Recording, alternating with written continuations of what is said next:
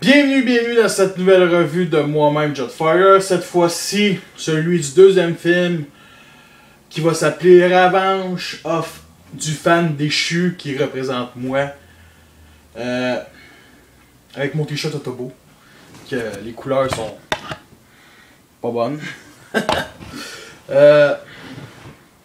Avec 700 millions de box-office, un restartement de la franchise avec la série animated, des jouets vendus par millions, même peut-être par des milliards, sûrement plus par des milliers. 2 ans plus tard, en 2009, on nous annonce que Transformers va avoir une suite.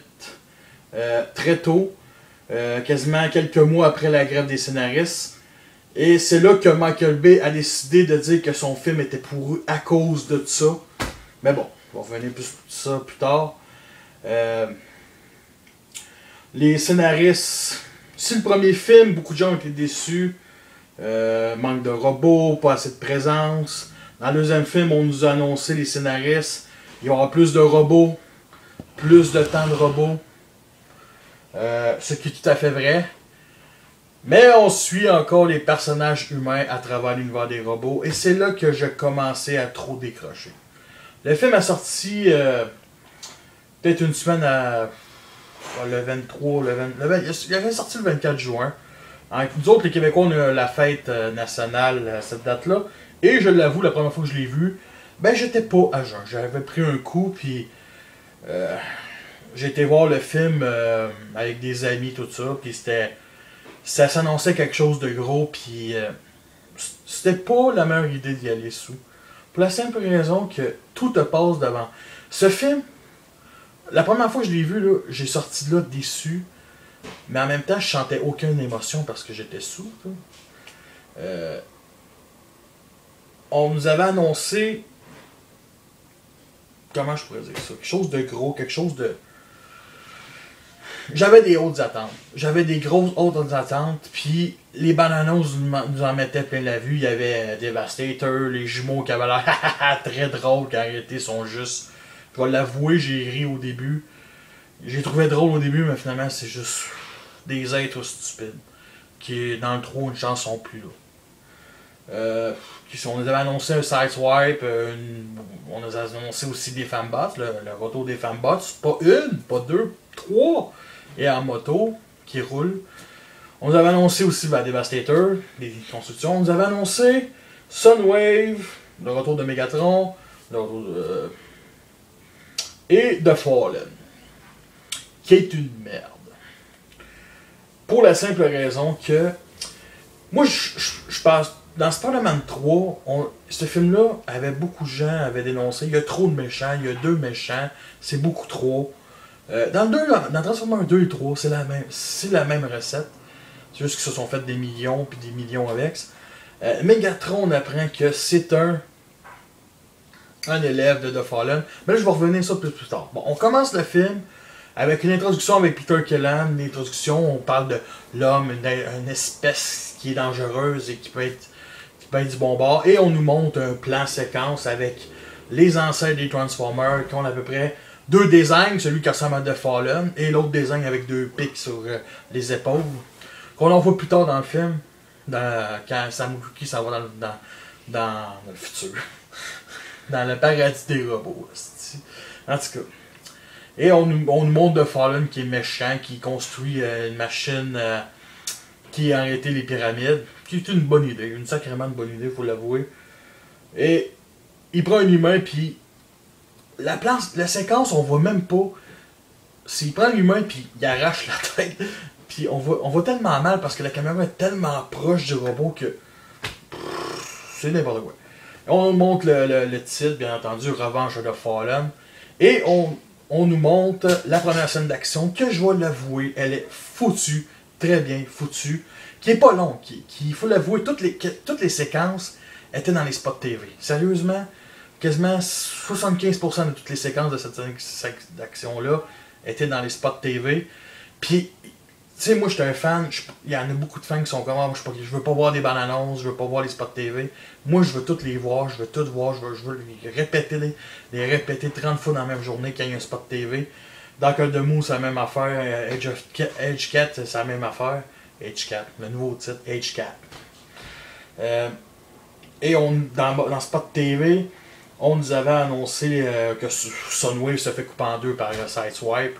Fait que dans le film, c'est ça. Bon, en tout cas, on commence la scène d'action par une introduction qui est très. Avec Peter Cullen, bien entendu, qui est très bien foutue. Une scène où on voit les jumeaux, on voit qui lâchent leur conneries, qui décrivent Suck My Popsicle sur leur gros truck de gaz. Et Peter Cullen dit qu'il y a une alliance entre les humains militaires, les Américains surtout, puis un Anglais. Bon, on voit juste un soldat anglais dans le film. Puis, avec les Autobots et ses soldats, puis ils sont à la chasse des Decepticons à travers les continents après le premier film. Puis il y a eu en 8 mois 6 attaques, et la 6e est celle qu'on nous présente dans le film. Et on nous montre la première transformation du film qui est Ironhide. Et là, la caméra est fucking trop proche. Okay? On nous montre qu'il se transforme d'une bonne manière, pareil. Mais la caméra, on voit rien tout en voyant tout. Et bien entendu, il finit par se transformer. La caméra arrête sur la tête. Puis, quelque chose qu'on ignore, les Transformers sentent, les Autobots sentent les Decepticons. Fait qu'on va vraiment faire sniffer comme ça, puis il dit je le sens. Et après ça, Ironhide disparaît de toute la scène d'action quasiment, on le revoit plus tard. Et on nous montre bien entendu les humains qui sont à la chasse, on nous montre qu'il y a une grosse grue, puis bien entendu elle se transforme. Et à côté il y a des gros, des bibelots de béton, on va dire, des gros tubes de béton. Et il donne, en train de se transformer, il donne une attaque de même. Et les bibelots revolent, et les humains se font péter, ils se font massacrer, on va dire. Petite publicité de l'armée dans cette séquence-là, avec des jets, des hélicoptères, non pas de jets, excusez, des hélicoptères, des trucks, des Hummers, des soldats qui sont armés. Et toute cette séquence-là nous montre que ils peuvent pas tuer des Demolishers. Puis il y en a un autre Decepticon qui était juste à côté, qui est sorti de nulle part, disons de Salwise, bien entendu, et qui essaie de se sauver. Et c'est là qu'à ce moment-là, les humains sont trop débordés, on va dire, ils sont pas capables de le chasser. Et c'est là que Lennox envoie les 3 sœurs jumelles, Fembots, qui ne dit que c'est une seule phrase dans ce film-là. Non, c'est une joke, là, en tout cas. Ils en disent une autre ligne plus tard, mais c'est quand ils se font buter. Et c'est justement cette séquence-là, bien entendu. Et les jumeaux s'entremêlent. Et les femmes les jumeaux se pètent la gueule. Il y a une petite scène de joke qui ça se pogne entre eux autres dedans. C'est drôle, c'est drôle. Il faut l'avouer, c'est le seul vraiment moment qui m'ont vraiment fait rire. En québécois, ils disent mais qu'est-ce qu'on a l'air de quoi là? On est en pleine guerre là. En anglais, ils disent on est en pleine bataille. C'est juste le changement de mots, ça paraît, puis ça peut être plus drôle, parce qu'en pleine guerre, ça veut dire tout global, une bataille, c'est la bataille en tout cas. Et Salswave arrive sorti de nulle part. Et il dit tassez-vous de mon chemin. Je l'écoute en VO, faut pas oublier. Il dit tassez-vous de mon chemin aux humains. Et bien entendu, il saute, il pitch son épée. Son épée arrive sur le capot de Salwise et il atterrit sur ses patins et le coupe en deux. Et il dit je suis une bête. Après cette séquence-là, Demolishor est sur l'autoroute de Hong Kong. Ce qui est pas pire avec celle-là, c'est que ça se passe en Chine, comme dans Age 4. Puis je me demande, j'espère qu'ils vont faire référence à cette bataille-là dans Age 4. C'est Michael Bay, c'est sûr qu'il va rien avoir. Et il est sur l'autoroute et il pète tous les petits trucks, et il pète tout le monde. C'est une grosse moto à double roue qui bouge de même. Sérieux, c'est génial comme concept. Faut l'avouer, c'est génial. C'est différent des robots à deux pattes. Fait que c'est quand même intéressant. C'est ça qui est cool dans le Transformers 2. C'est que les robots, il y en a bien à 2 pattes, mais il y en a beaucoup, c'est juste des concepts, c'est des nouvelles affaires. Je veux dire, ils innovent. Faut l'avouer, ils innovent. Mais bon, c'est ça. Et Optimus, à la sortie de nulle part, arrive atterrir, sort du co-transporteur de l'avion, se transforme, sort les parachutes et se transforme en truck pour arriver sur un genre de viaduc. Et au même moment qu'il se transforme, Demolishor le fait exploser, comme dans le spot TV, le premier spot TV qu'on a vu du Super Bowl. Ça explose et Optimus saute. Dans le spot TV, ça annonçait une bataille épique qui va durer 5 minutes entre un géant et Optimus. Et dans le film, ça prend pas 30 secondes. Non, excusez, ça prend même pas 6 secondes où que Optimus sort son gun et le tire dans les roues pour que Démolichard explose, arrive en plein, je sais pas où, sortie de l'autoroute. Et Optimus arrive. Et au même moment, Aronine, que j'avais dit qu'il avait disparu de la scène, revient dans cette course-poursuite-là. Et on va dire, il est sur l'autoroute, puis il a failli avoir un débris. Ça fait cool comment ça fait cool, faut l'avouer, c'est cool. Et Optimus arrive, puis là, Démolichard dit oh, ça se pourrait qu'il y ait quelqu'un d'autre ici, cette planète n'appartient pas à toi, le Fallen va arriver, puis Optimus le bute. Et c'est ça la première scène d'action. Faut l'avouer, elle est courte, mais elle est géniale, tout simplement. C'est un peu aussi dommage que les Démolichards se fassent buter, pour la simple raison que comment ils vont faire Devastator, et ça je vais revenir plus tard, mais tout le monde le sait, c'est des clones, des putains de clones, comme dans Star Wars. On a une scène qui vient... c'est des scènes qui remplissent. C'est des scènes de Sam Witwicky. Et c'est comme si dans le premier puis entre le deuxième, le personnage n'avait pas évolué. C'était comme si on pourrait dire que le deuxième se passe une semaine après le premier quasiment. J'exagère, mais c'est quasiment ça qu'on pourrait dire.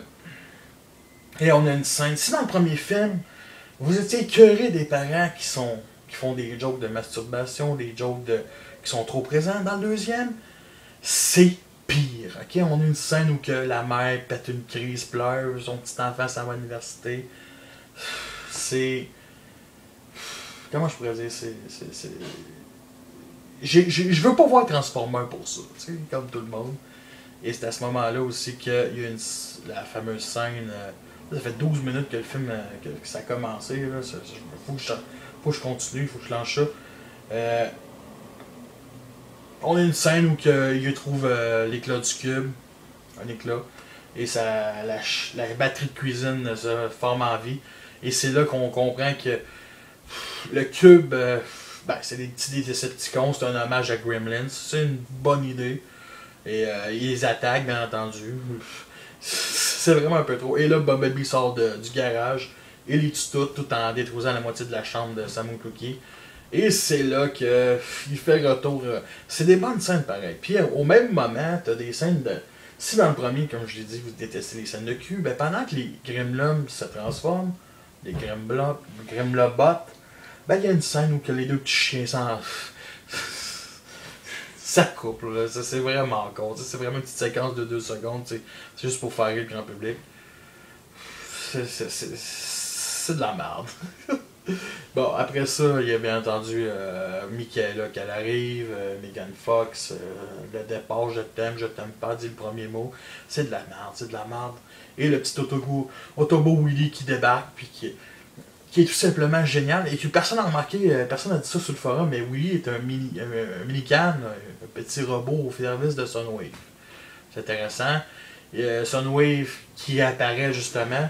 Sunwave qui peint du monde avait dit qu'il était décevant. Moi je le trouve juste, après l'écoute, là, je le trouve juste correct. Il est juste correct. Tu sais, sa job, c'est pas être sur le champ de bataille, sa job c'est service de communication, puis dans le deuxième film, il fait très bien sa job.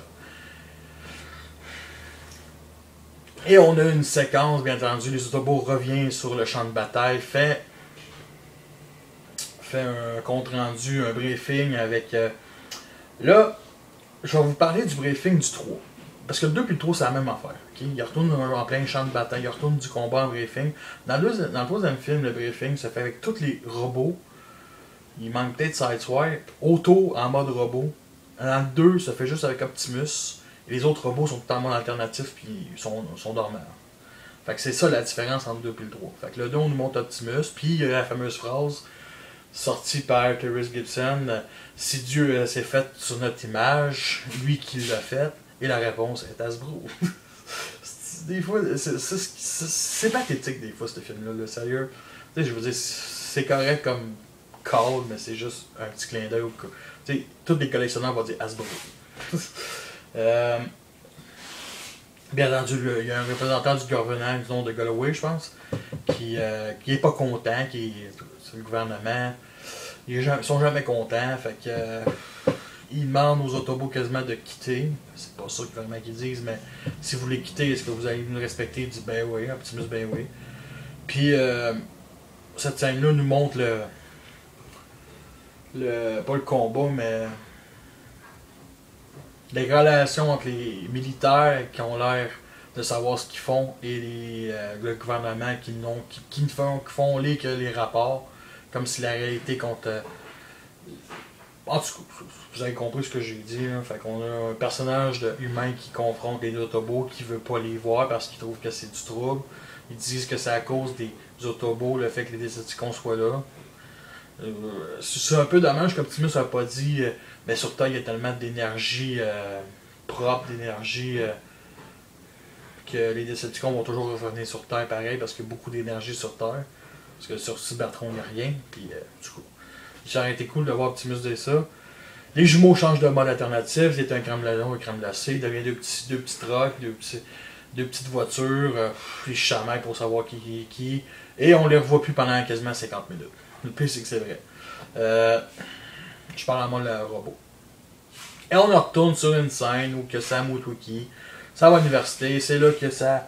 Tu sais, dans le premier film, il y avait trop de scènes. Là, dans le deuxième, il y a vraiment trop de scènes. C'est humoristique. Là. Ses parents arrivent, sa mère, lui, découvre son nouveau coloc. Il découvre aussi les amis de son nouveau coloc qui sont des crackpots sur l'Internet. Qui sont...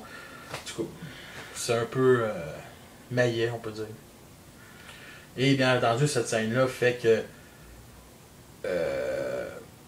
bon, on découvre Alice, une Terminatrice, qui est un hommage à Terminator. Juste tout simplement ça. Bon, ça, il y a sa mère qui... Ça nous met des moments comiques où sa mère trouve du pot, puis elle mange des muffins au pot, puis là, elle est juste ben stone, puis elle m'a dit elle voit un frisbee, puis elle se pitch sur le gars, puis c'est vraiment un moment drôle, c'est comme tabarnak. Je suis un fan des Transformers, je veux voir ça, moi je veux voir ça, je veux voir quelqu'un sur le pot qui se pète la gueule. Bon, ça y est, non, je veux pas voir ça, c'est de la scrap, là. Mais c'était très drôle sur le moment, parce que c'est des films que sur le premier coup, c'est drôle. Tu sais, Transformers 2, là, si Hollywood dirait on pourra faire une parodie de Transformers, Michael Bay il dit non, moi, m'en faire. Ben, ça devient Transformers 2. Bon. Bon, il y a cette scène-là, puis là, bien entendu.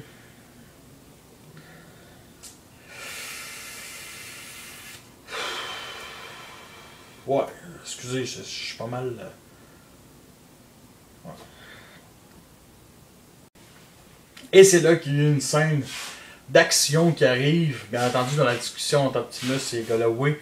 Ils ont fait référence au cube et Sunwave a déjà vu où est-ce qu'il était caché, bien entendu, à Diego Garcia. Ça nous fait une petite scène d'action assez épique, celle de Ravage et d'un autre Redman. Redman, on va l'appeler Redman pour le nom Redman parce que Redman va avec Method Man. Redman, un petit robot. Le deuxième film, on a décidé d'exploiter les combineurs, que ce soit les jumeaux. Je m'attendais que les jumeaux auraient pu se combiner.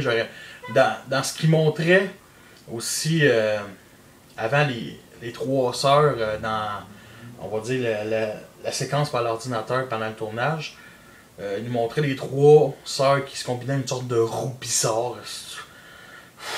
Que dans les jouets, il y a leur stand qui va avec, leur petite connexion qui va avec, puis que au troisième moto, ils ont fait fuck off.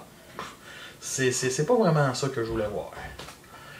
C'est ça, ils exploitent des combineurs, fait que Ravage arrive. Ravage, que son mode cybertronien, au début, ça ressemble à une panthère cybertronien avec un œil. C'est cool son design, est cool. Envoie Redman avec des petites billes qui me font passer. Qui se transforment en petits robots puis qui me font penser aux Destrodroïdes dans Star Wars, ça a toujours vu ça.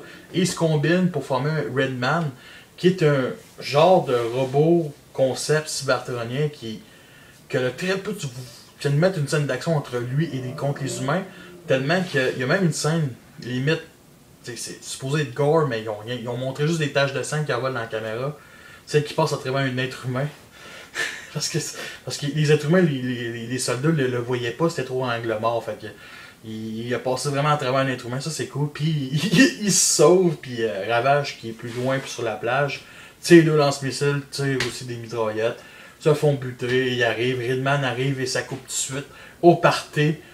Encore une séquence, je dirais, un petit peu plus utile que toutes les autres séquences des humains. C'est là qu'il nous couvre aussi, il touche bien entendu le morceau, l'éclat du cube, et il voit tous les signaux comme son grand-père.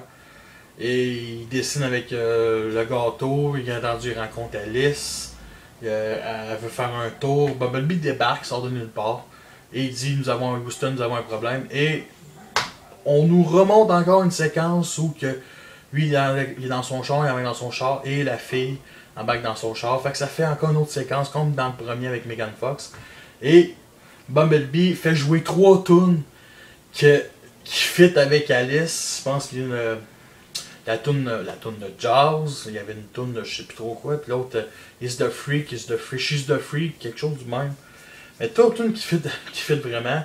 Et on a une scène cocasse où Alice se fait pitcher du liquide, du lavide dans la gueule. Puis Bumblebee le fait assommer. C'est drôle. Ça nous rappelle l'humour du premier film, pas trop sexuel. Fait que c'est vraiment le fun. Bien entendu, ils font elle s'en va. Puis Bumblebee emmène Sam pour rencontrer Optimus, pour y parler. Puis Optimus a besoin de lui. Puis lui, il dit fuck all, je sais pas ma guerre. C'est pas ça que je voulais voir. Sérieusement, c'est pas ça que je voulais voir. Ce que j'aurais aimé ça voir dans le 2, c'est que Sam Wookie aurait dû être l'ambassadeur des Transformers dans tout le film. Il aurait dû être celui qui. Pas dans les scènes. Il est pas obligé d'être dans les scènes d'action, comme la scène d'action, lui, il était pas obligé d'être là. C'est un ambassadeur. Mais il aurait dû être ambassadeur depuis le début pour montrer qu'il est vraiment plus présent. Mais là-dedans, dans le 2, il en a rien à foutre. Il s'en fout, puis c'est pas sa guerre, puis il retourne chez eux pour faire vivre sa vie normale. Ouais, c'est pas. Ouais. Et justement, il retourne à l'université en plein cours. Et c'est là qu'en plein cours, il lit un livre de 1000 pages en 30 secondes. Et on nous montre il faut l'avouer, Shia LaBeouf est un bon acteur. Il nous montre son jeu d'acteur, puis il est vraiment très drôle. Il l'a dans le sang. C'est très, très intéressant.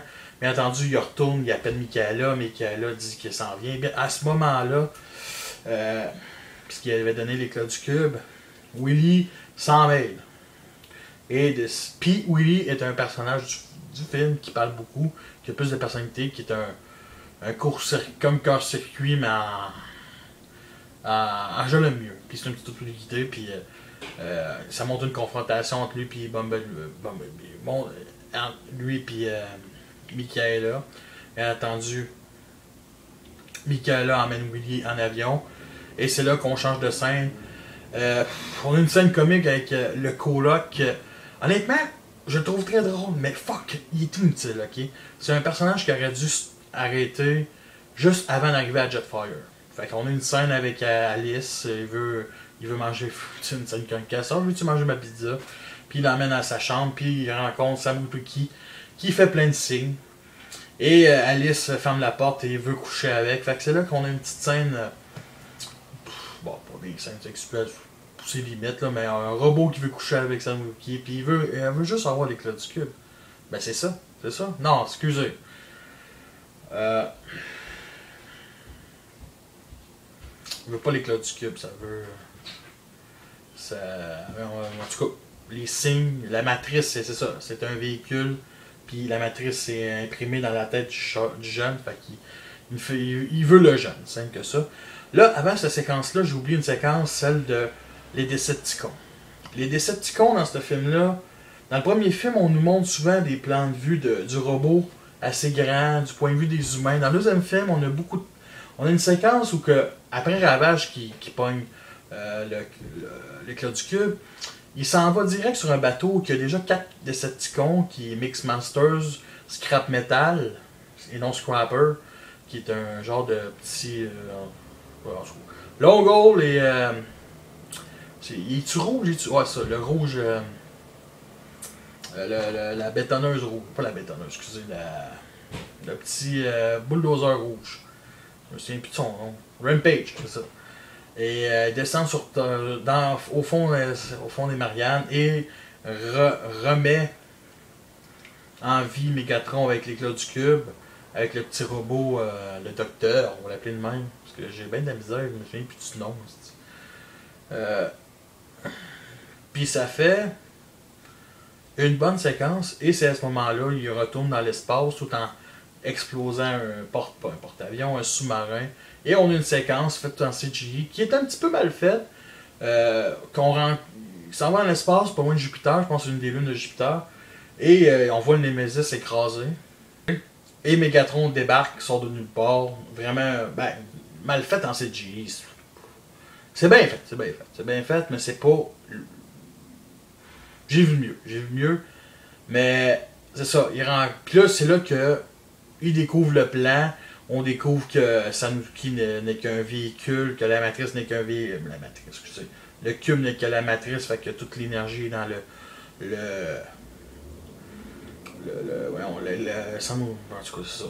dans Samutuki. Et c'est là qu'on découvre le personnage de The Fallen et le retour de Starscream. Le retour de Starscream, au début, j'avais capoté, parce que j'avais trippé. C'est comme, oh mon dieu, Starscream parle. Arrêtez, Starscream dans le film, là.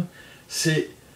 Si ton personnage préféré est Starscream, tu dois être déçu en sacrament des films. C'est juste le second de Megatron qui se fait chicaner à chaque fois, qui se fait battre à chaque fois. C'est juste ça, Starscream. On est loin du Starscream de G1 qui était je veux le pouvoir. Il aurait pu tellement exploiter cette thèse-là dans les films. Parce que surtout que Megatron est mort, puis surtout qu'on exploité ça dans le règne de Starscream, qui est une BD qui se passe entre le premier et le deuxième. Qui espérait, je pense, c'est la raison pourquoi Bumblebee a perdu encore la voix. Et j'ai oublié de parler de Bumblebee. Je vais revenir plus tard. Et on découvre le fameux plan, bien entendu. Et on découvre aussi que les Decepticons ont des larves, qui sont vraiment toutes des clones. C'est là que les protoformes viennent. Qui n'ont pas d'énergon, fait qu'ils mourront tous. Et The Fallen, pour aucune raison, moi, au début, je pensais qu'il était banni de la Terre, ou je sais pas trop, banni de la Terre, ou... il fait rien, je veux dire, il est dans Nemesis, il attend, il est sur son siège, il fait rien, il écoute Star Trek, sûrement. Il fait pas grand-chose, fait que... Puis on découvre que c'est... Il a vraiment décidé de rendre... Michael Bay a décidé de rendre ça hommage à Star Wars, quasiment. Un apprenti et un maître. Et c'est ça que dans le film me déçoit. Megatron est le général suprême des Decepticons, le chef suprême. Pourquoi il recevrait un ordre de quelqu'un de plus fort? Parce que c'est le Decepticon originel. On va tout se le dire en pleine face que The Fallen, c'est un personnage vraiment qui ne menait à rien. Je dirais que dans le premier, le deuxième, le troisième, il faudrait toujours que Michael Bay plug un nouveau méchant, tout en gardant deux. Tu sais, c'est stupide. Fait que The Fallen est un genre de... Le look est cool. Le look j'ai joué, comme à peu près tout ce qui est Movieverse, et il est génial, le jouet. Le look, il est vraiment génial. J'aime beaucoup. Il ressemble beaucoup à celle de Jetfire, avec les pics sur le côté, on va dire. Mais c'est juste un gars qui a annoncé d'être le badass du film, mais finalement, il fait pas grand-chose. C'est ça, il fait pas grand-chose, ouais. Puis, c'est ça. Fait que, un petit retour sur... c'est ça. Puis Megatron a un plan, puis il dit que... Megatron. The Fallen dit que un seul Prime peut me tuer, fait que on va utiliser le gamin pour nous emmener à Prime. Et c'est là que le film commence à être un petit peu plus intéressant. Puis il était temps, parce que ça fait 45 minutes que le film a commencé. Et on revient à l'école. Le trio se fait poursuivre par Alice, rentre dans une bibliothèque, et c'est là qu'il y a une petite discussion de... Tu sais, vous en souvenez au début du film, il s'ostinait comme un vieux couple, ben là ça recommence un peu, et ça finit par cette conversation par Léo Spitz qui dit que c'est à cause de son site qu'ils se font attaquer. Quelle niaiserie, mais c'est quand même drôle, Et après, ils se font poursuivre encore par Alice, qui marche comme un Terminator. Pogne une Chevrolet, quasiment comme Skids, mais en voiture civile dans le stationnement de l'université. Et se font poursuivre par Alice. Megan Fox, Michaela a réussi à la tuer. Vengeance. Et après, le film, on va dire, s'en va sur un 180 degrés, puis il était temps. Puis là, il dit que c'est un tout petit, et c'est à ce moment-là, Michaela crisse les breaks. Crisse les breaks, excusez-moi pour l'expression. Met les breaks de la voiture pour aucune raison. D'après moi, c'est à cause de Blackout qui réussit à contrôler le char. C'est sur Blackout. Grindor. Et Grindor pogne une pince et pogne le toit. Et emmène le véhicule à Megatron dans un genre de usine désaffectée. Qui justement. Là, à partir de cette scène-là, on a à peu près un bon petit 10 minutes d'épique. C'est un petit 10 minutes. Un petit peu moins de 10 minutes. Là. On a le combat, bien entendu.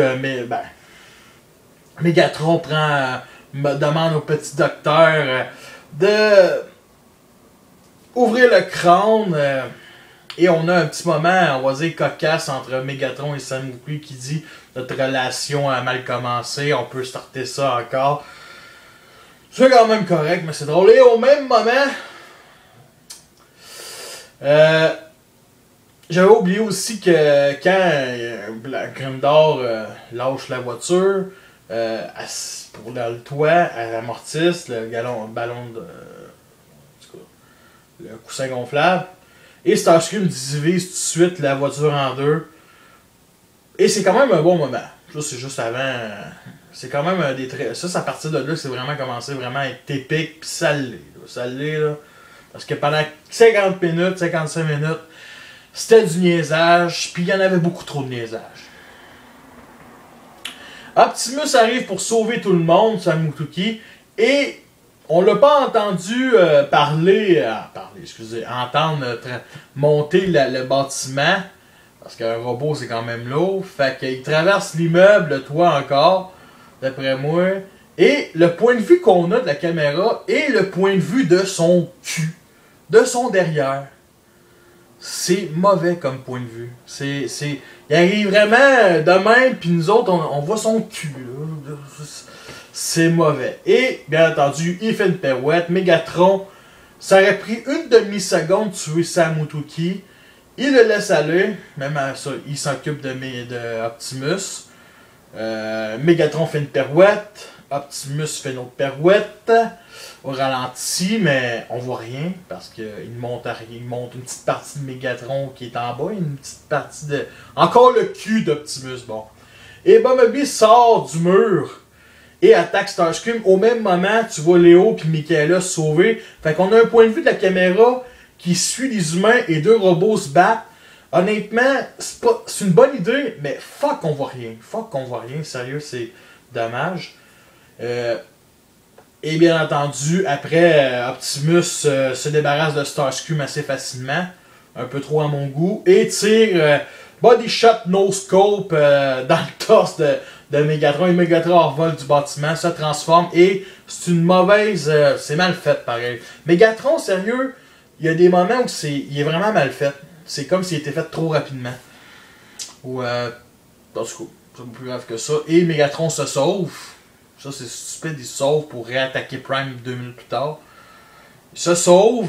Et on voit le seul moment quasiment Megatron en mode alternatif assez bien. Où on voit sa tête entre ces deux chenilles. Parce que oui, Megatron c'est un H-Tank.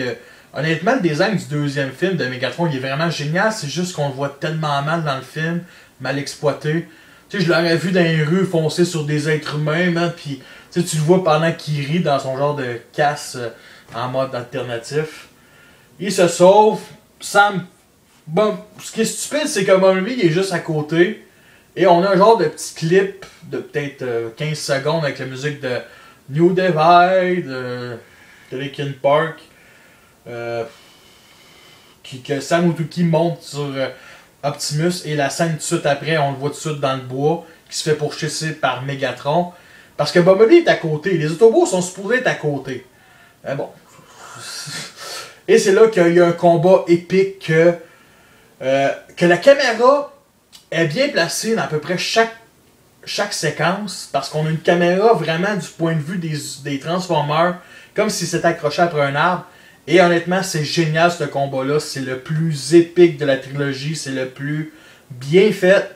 C'est celui qui... il en vaut plus. Tu sais, j'ai acheté le Blu-ray juste pour ça, on va dire. Là. Non, mais pour de vrai, on s'est dit que... c'est ça que je voulais voir. Puis le fait que... Là, il commence à avoir un problème, c'est... Qui est Grimdor, qui est le repin de Blackout. Ça, la réponse, on la sait plus tard dans le film. Parce que ça aurait pu être juste Blackout. Ou au début, j'aurais pensé que ça aurait été Sunwave qui pogne le même corps. Parce que ça aurait été génial, tout simplement. Et pendant le combat, on a Optimus qui insulte Megatron. Ça, c'est du trash talk, comme on appelle ça. Ça vient c'est tiré directement de G1 du trash talk. Ça s'envoie chier quasiment, poliment, gentiment, en Transformer. Face de crabe, des petits crabes. C'est plein d'affaires comme ça. Là, ça peut être vulgaire comme ça peut pas être vulgaire. T'sais. Et on a un combat épique. Même la caméra, à un moment donné, le combat, parce que Starscream s'en mêle, Greener s'en meurt, Starscream, à un moment donné, il se fait péter la gueule solide par Optimus, tu le vois, il pogne, il va, puis il donne un coup de pied, puis le point de vue qu'on a, c'est, on voit Starscream revoler dans notre face. Fait que c'est quand même pas pire, ça aurait été peut-être intéressant de le voir d'un autre point de vue, mais de même, c'était vraiment épique. Et, à chaque fois qu'il y a une bonne idée, Michael Bay, ben il te la scrap en 2 secondes. Après avoir tué Grimdor, qui, il faut l'avouer, est gigantesque avec ses crochets, Optimus, la séquence tout de suite après, dit « Où es-tu, Sam? » Et au même moment, Megatron backstab Optimus parce qu'il l'a pas vu venir, et c'est là qu'Optimus meurt. Bon. C'est un bon moment, mais on sait tous que... Tu sais, cette mort-là aurait été beaucoup plus intéressante si on aurait dépassé le film, parce qu'Optimus revient à la fin. Mais c'est un bon moment, une bonne prise de vue quand Optimus tombe à terre. Et à ce moment-là, les Autobots débarquent au même moment. Et on a un petit plan séquence qui est intéressant du travelling, là, vraiment la caméra comme si c'était sur un fil. On voit les deux jumeaux en mode robot. Et la caméra passe, coupe. On voit plus les jumeaux pendant une seconde. Montre plus Ironhide, Ratchet, Sideswipe. Et après, on voit la caméra bouger vers les jumeaux et Bumblebee et ils sont déjà en mode alternatif. C'est un peu cheap, mais c'est bien fait. T'sais. Et à ce moment-là, les Autobots se divisent en deux. Pour aucune raison. Le groupe d'Ironhide se dirige vers une base militaire et on voit Optimus se faire... se faire déposer d'assez haut parce que ça aurait été drôle de le voir tout péter en pièces. Oh fuck, qu'est-ce qu'on vient de faire là? Et bon, je vais revenir un petit peu plus tard avec cette séquence-là. Optimus, Megatron et Starscream se rencontrent dans un genre de haut gratte-ciel sur une place d'hélicoptère. Et s'ostine un peu, il blesse. Il dit que c'est de sa faute. Megatron dit que c'est la faute de Starscream. Et il est écœuré de... Il veut que son maître débarque sur Terre. Il est écœuré de... Il veut dire aux êtres humains qui sont-ils. Fait que à ce moment-là, on a... C'est ça. Fait que à ce moment-là, de Fallen... Sunwave, je veux dire, excusez-moi. Sunwave... appelle les Decepticons et débarque sur Terre. Et c'est là que je reviens à la base militaire avec les Optimus et les autres. Et c'est là qu'on voit une séquence Sideswipe du point de vue des humains, une caméra qui est juste levée de même. On voit Sideswipe qui est aussi grand qu'Ironhide. Mais en réalité, Ironhide est plus loin, puis Sideswipe est beaucoup plus petit. C'est quand même une corvette. Fait que... Puis on voit bien entendu Ironhide, il veut se pogner contre les humains veulent se pogner, c'est la paperasse, la démocratie, les Américains, le gouvernement. Il aurait pu peut-être effacer cette scène-là, et Ironhide dit est-ce que vous voulez que je vous mette en pièces? Et c'est peut-être là que Ironhide a plus de calls, quasiment dans le film, c'est à ce moment-là. Ratchet a 2 calls, ce fou est mal informé. On devrait peut-être quitter cette planète et Ironhide assez confiant, qui aurait été intéressant de plus exploiter le côté leader d'Ironhide, parce qu'ils l'ont vraiment pas exploité pas en tout, puis c'est vraiment mauvais. qui disent qu'on devrait pas quitter la Terre, c'est pour ça qu'Optimus voulait. Bon, bah, c'est quand même pas pire. Et c'est à ce moment-là que tous les Autobots se fait prisonniers. Le NES, les soldats du NES n'étaient pas d'accord. Fait que, il reste à la base militaire pour un bon petit bout. Et je reviens sur un genre de mini-clip. À peu près qui dure 5 minutes de l'attaque qui montre les parents de Sam qui se font capturer, les météorites, les Decepticons qui arrivent en météore sur Terre, que ce soit à Paris ou l'attaque du porte-avions, qui est bien foutu mais que inutile. The Fallen est là, puis The Fallen, on voit un plan séquence sur celui qui dit Revenge. Honnêtement, il dit juste ça, Revenge. C'est vraiment mal exploité. Et c'est là qu'on voit que les Decepticons sont des clones. Par contre, tu sais, à ce moment-là, on se dit que c'est tous des protoformes, c'est tous des soldats tout nus, tout simplement. Puis, je trippe pas. Mais bon. Et on continue le plan séquence sur que le gamin doit se faire capturer. The Fallen envoie un message à travers toute la planète qui dit que l'extraterrestre existe. Puis bien entendu, il veut le gamin. Fait qu'on a tout un petit mini-clip. On a même une petite séquence d'hélicoptères qui vient de Bad Boys 2. C'est intéressant comme petit clip. Par contre, c'est pas une scène d'action ben. Et c'est là qu'on a une petite séquence, une petite scène avec les jumeaux et Léo. Les jumeaux qui lâchent des calls racistes, mais tu sais, pas en. Quand je l'écoute en français, c'est moins pire, mais en anglais, c'est très français, là, quand je les écoute, là, c'est juste. C'est le stéréotype raciste, là. Tu remplaces les deux jumeaux par.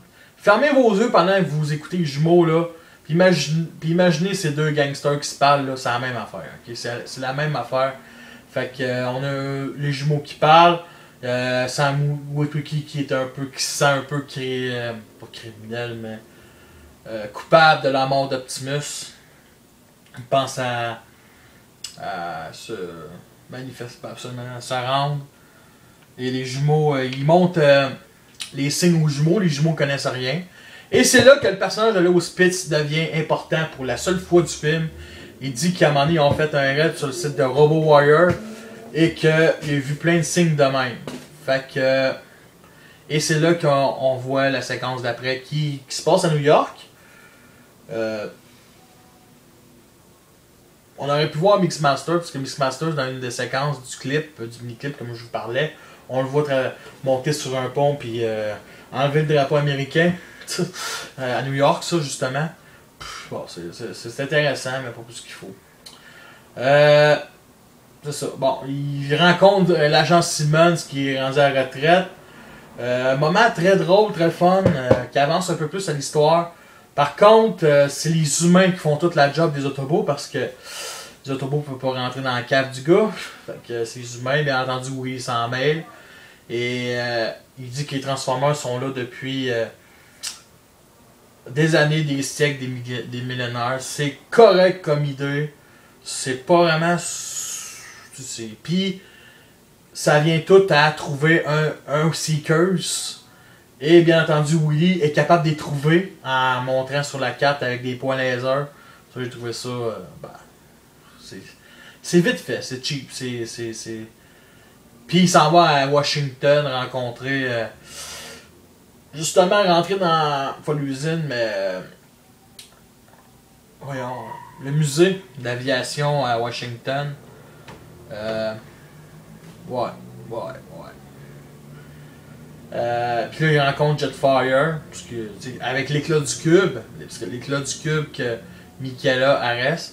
Et grâce à l'éclat du cube, ben, il se met devant le bombardier et il se réveille et l'éclat du cube, on sait pas où est-ce qu'il est. Il disparaît. Quelque part.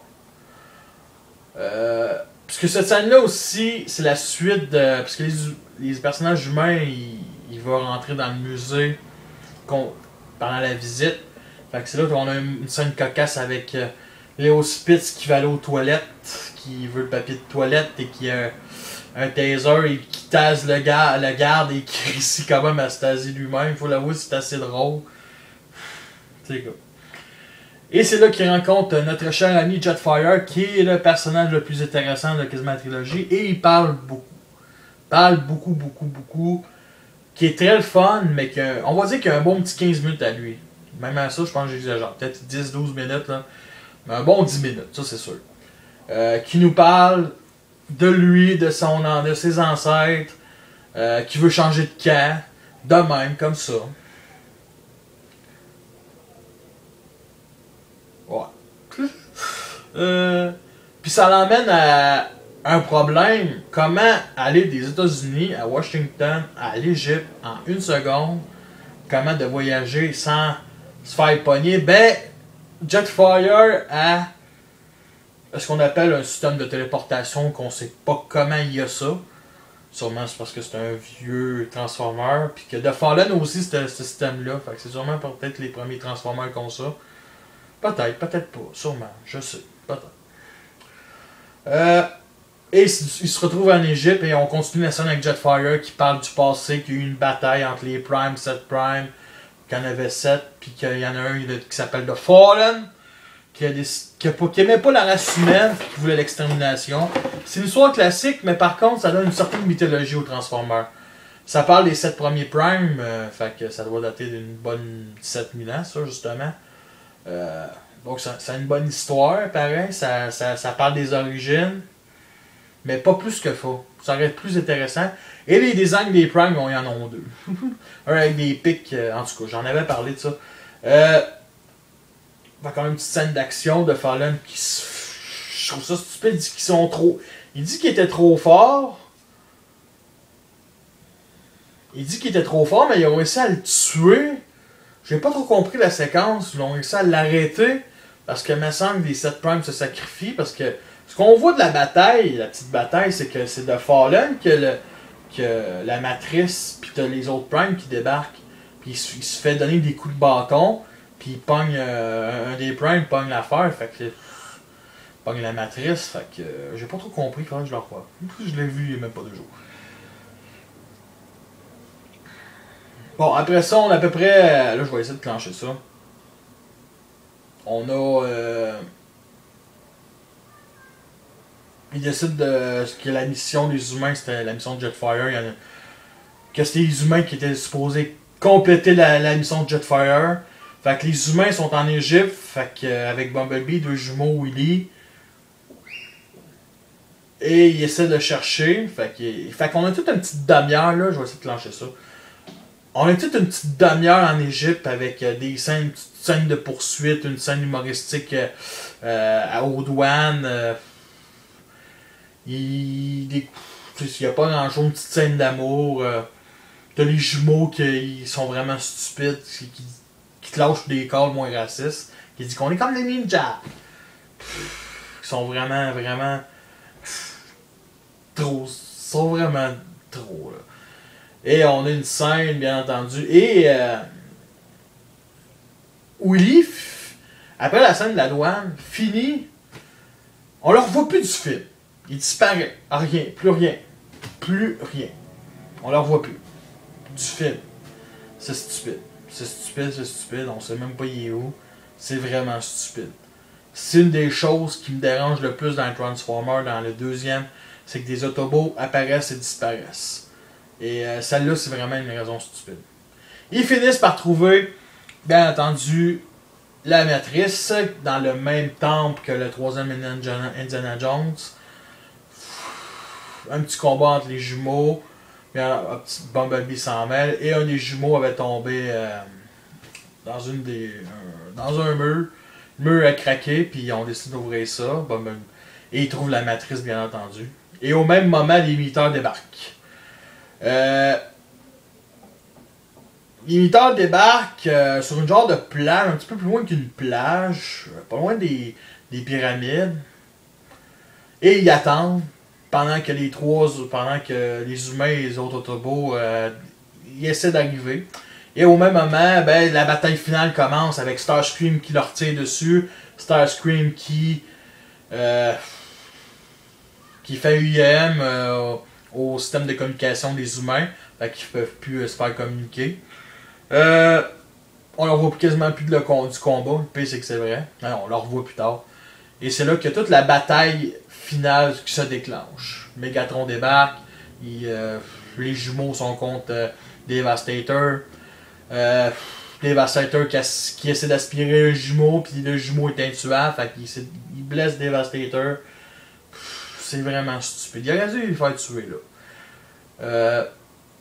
Devastator qui arrive sur la pyramide, il se fait buter par Simmons. C'est stupide. Simmons, c'est le personnage un des plus intéressants humains, mais on va dire que c'est à cause de lui que Devastator il est mort. À cause d'un canyon prototype magnétique. C'est stupide. C'est vraiment stupide parce que. Tu sais, moi je suis un fan des Transformers. C'est ce que je veux voir, c'est les Transformers contre les Transformers. Voir des humains se battre contre des Transformers, c'est pas ça que je veux voir. C'est secondaire, c'est même. C'est pas primordial pour moi. Pour Michael Bay, ça l'est, mais pas pour moi. Mais Michael Bay, dans le deuxième film, la bataille finale, il y a eu un terrain de jeu. Un gros terrain de jeu, une ville détruite, reconstruite dans ce qu'on appelle White Sands, qui est une place au Nevada, je crois, qui fait chaud, qui fait vraiment chaud, qui était la même place où ils ont tourné la bataille dans le désert contre Scorponok dans le premier film.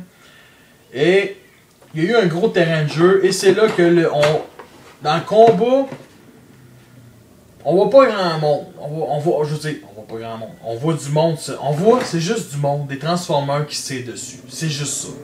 Ok? Bon, il y a le combat entre Bumblebee puis le bonhomme rouge, là, Rampage, avec Ravage aussi. C'est quasiment le seul combat de la bataille finale d'humains contre Decepticons en bataille de mêlée. Il y a Iron Knight qui se bat contre Scorponok. Les trois fembots, il y en a deux qui se font tirer dessus. Ça veut dire qu'ils sont mortes. On l'a pas vraiment vu, tu sais. Et on a une petite bataille. Jetfire débarque à la fin. Il débarque à la fin, juste 5 minutes avec sa pète de partout.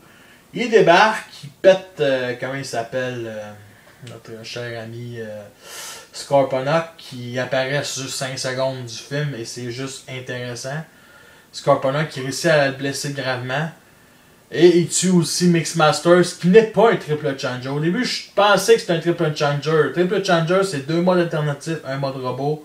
C'est juste son mode artillerie canon. C'est juste lui que son dos se retransforme. C'est un bon concept, mais c'est pas un triple changer. Qui se fait buter. Le seul dans le village qui se fait pas buter qu'on voit, je pense que c'est Scrapper. Je pense qu'il se fait pas buter parce que on voit Longhaul qui se fait bombarder à la fin. Et c'est là qu'à un moment donné, tu sais, juste après que Jetfire vienne sauver tout le monde, c'est là que les bombardements arrivent. On voit les humains courir et on voit même pas Jetfire qui est gravement blessé bouger. On voit rien. On voit Ronan qui court, qui dirait qu'il s'est fait toucher, qui perd un de ses canons. Mais on voit pas Jetfire bouger. C'est là que quand je dis qu'ils apparaissent et qu'ils disparaissent, là, vraiment pas. Il y a aussi les parents de Sam Witwer qui s'en mêlent.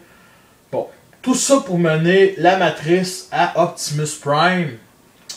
Et juste avant ça, il y a une explosion à un moment donné dans la bataille. Puis j'ai toujours pensé que c'était l'armée ou c'était. En réalité, c'est Megatron qui tire sur les deux humains. Qui fait une grosse explosion. Puis on a ce qu'on appelle un plan séquence avec la musique Precious Cargo, qui est une bonne musique, avec Sideswipe qui lâche un call qui dit J'ai vu Sam en anglais et rien en québécois. Ça, québécois, le doublage québécois, je l'aime beaucoup, là, mais maudit que des fois, ils font fuck off sur des Transformers qui parlent. Donc, c'est vraiment dommage. Par contre, en québécois, on entend dans le troisième film Top Spin. En tout cas. Et c'est là que, c'est ça, il prend la matrice, s'en va au paradis des robots, ça j'avais oublié, il failli se faire tuer par Megatron qui est mal fait. Et c'est là qu'on voit Megatron se faire tirer par des humains, il se fait tirer de partout, fait qu'il se fait blesser, puis il se fait blesser. Il rage quit, c'est ça qu'on va dire. Les humains ont vraiment fait une ligne de défense avec les tanks, tout ça. Ça, c'est une grosse pub de l'armée. Ça, là, tu sais, Michael Bay avait le terrain pour ça, puis il en a profité en masse, mais moi, là, non, ça m'intéressait pas. Puis je pense que bien des fans, ça m'intéressait pas. Bon, Et il met, bien entendu, Sam Witwer, il s'en va au paradis des robots, dit que c'est ça. Les Prime disent que le destin de Sam a toujours été de mettre la matrice dans le corps d'Optimus. Bon, c'est ça qu'ils disent. Et il se fait réveiller, il dit bien entendu je t'aime à sa blonde parce que c'est ça l'intrigue du film. L'intrigue du film, c'est ça l'intrigue principale. Dire je t'aime à sa blonde. Et il met bien entendu la matrice à Optimus. Et là, ce qui m'a gossé, c'est quand Optimus il dit ah, t'es venu pour moi. Quand il se lève, on voit tout son. Parce qu'il est venu en parachute, il s'est fait de la clé par un parachute. On voit tout son parachute qui cache le parti du corps.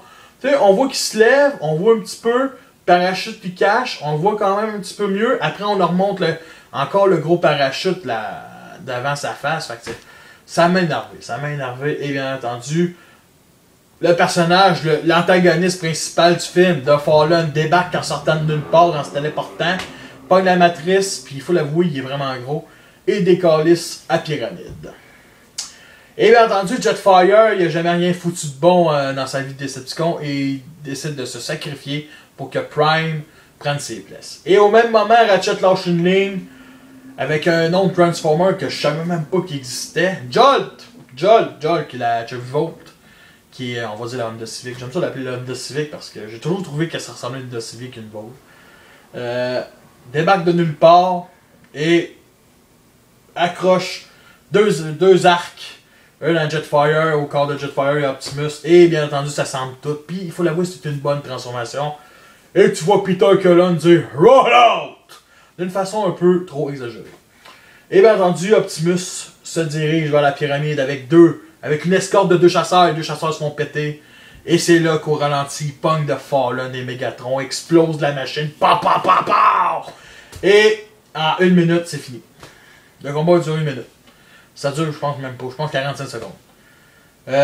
Puis on a même une séquence où que le combat est quasiment divisé en deux, caché par une colonne. Fait qu'on voit rien. Mais tu sais, vraiment la moitié de la colonne est vraiment la moitié de l'écran. Fait que.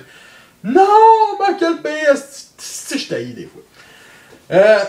Et c'est là que The Fallen se fait buter. Megatron, faut l'avouer que Revenge of the Fallen a la meilleure finale de tous les films. Megatron se sauve avec Starscream. Megatron qui a perdu la moitié de son cerveau. Ce qui donne. Ce que j'ai jamais vraiment vu. Parce que si je me dis qu'il pétait un peu de cerveau, mais il est encore vivant. Fait qu'il doit être pas si pire, il doit être encore intelligent. Et il se sauve, et bien entendu, ça finit. Ça finit sur une scène, sur un porte-avions. Où que l'autre dise que notre destinée n'est pas encore finie et qu'il te lâche un call. Honnêtement, est-ce que c'est vraiment un mauvais film? C'est juste le moins bon des trois, ok? C'est celui qui est le plus décevant, c'est celui qui il niaise, avec les personnages humains, il niaise autant que dans le premier. Même des fois plus. Beaucoup d'humour sexuel qui est vraiment pas sa place. Ok? Je suis un grand fan d'humour vulgaire. Moi, il n'y a rien qui me choque. Mais ça, là, vraiment, dans un film comme Transformers, non. Dans le premier et dans le troisième, le type d'humour qu'il avait utilisé était beaucoup plus grand public. Là, c'est vraiment quasiment pour un public d'adolescents. Fait que le film a fait 900 millions. Je suis content, même si j'ai moins aimé ce film-là, j'ai quand même été le voir 3-4 fois. Il y a des bons bouts. Et il y a des bonnes séquences. C'est le moins bon des trois, c'est pas le meilleur. Je connais personne qui dise que le deuxième est son préféré avec le 3. Tout le monde que je connais aime le premier, le troisième et le deuxième. Le deuxième aussi nous a offert une gamme de jouets qui était supposée être évoluée. En tout cas, je vais revenir plus là-dessus. Fait que merci et allez voir des films.